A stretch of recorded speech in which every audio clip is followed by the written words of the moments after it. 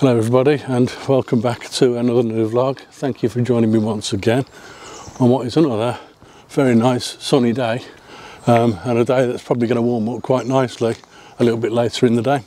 I've been thinking quite a lot recently, is there a moment in my photography journey, a point where it all started for me, where, if you'll excuse the pun, something clicked and something changed, and I decided to take on photography as a hobby. I think I've found that moment, and I'll tell you a little bit more about that and my first camera that I decided to use in just a moment.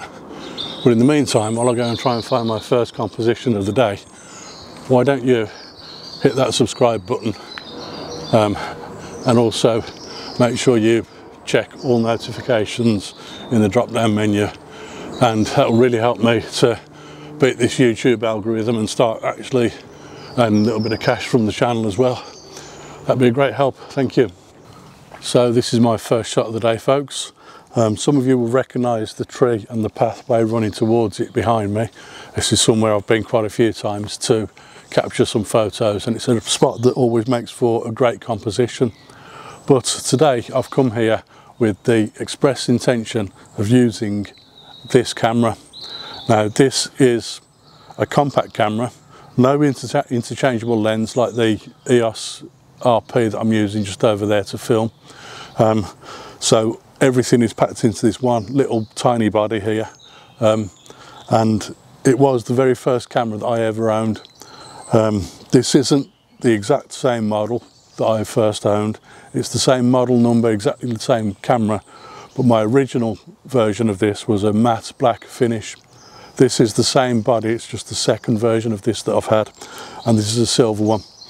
I'll tell you more about the camera in just a moment, but first of all I'm going to show you the first shot I've taken of the day with this camera.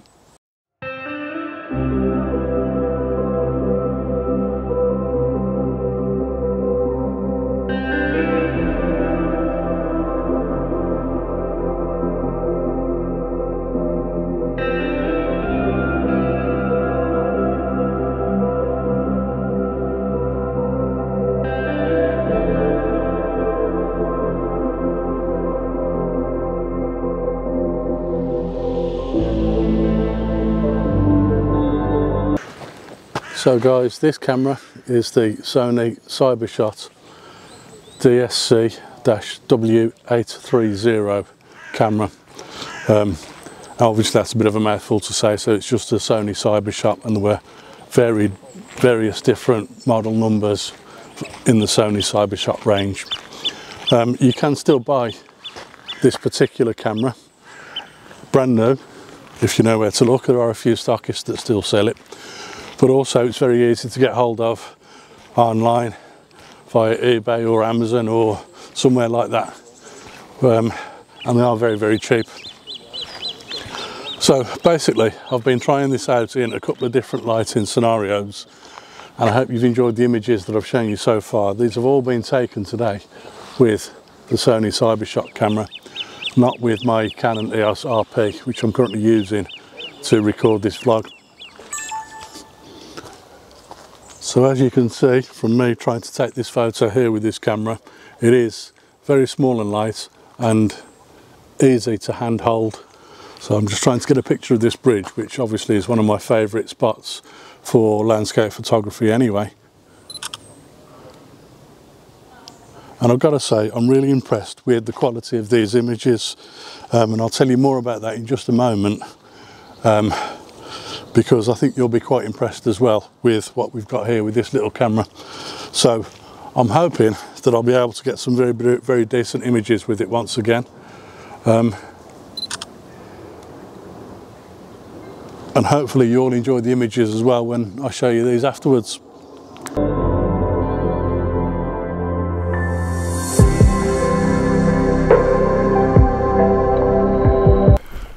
So this tiny little Sony CyberShot really packs a punch.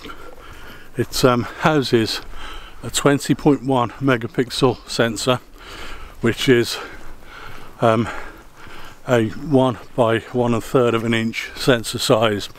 That's the second smallest sensor size in any digital camera, to be quite honest with you. There's a 1-inch sensor below that, and then below that you've got all the sensors that you find in your mobile phone cameras. So this little thing really is quite impressive considering the small size of the sensor and the body itself.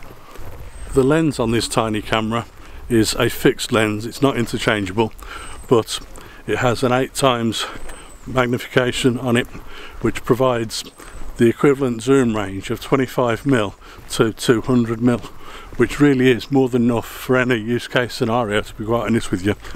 And I don't think there's ever a scenario that I can think of where I'll need more than that, particularly if I'm using this as a keen amateur or a hobbyist photographer, somebody just starting out with a new digital camera. This camera fits in your pocket, and I know that because I've been carrying it around in my pocket all day so far.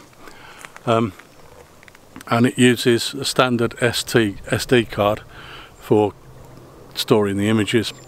At the moment I'm actually using a micro SD card in the camera, and I've put that into an adapter so that it will fit into the SD card slot in the camera. There are obviously a few limitations with the camera, but I'm just going to set up a shot here and take this shot because I'm at one of my favourite spots once again.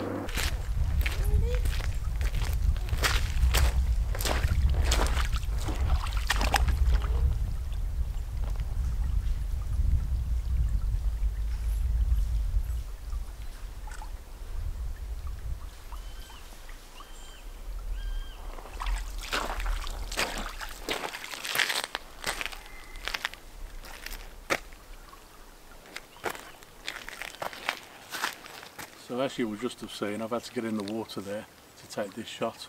Hope you like the image. I'm glad I've got my walking boots on because these are waterproof and I haven't got my feet wet getting in there. So I hope you like the image.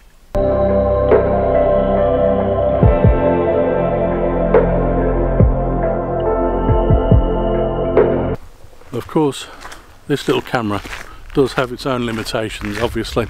I'm not sure the dynamic range that you get out of this camera is the very best it could be, and there's certainly no manual shooting mode, so you can't change aperture, shutter speed and ISO yourself, although it is possible to use different scene intelligent automatic modes, so it's not completely up to the camera what you shoot.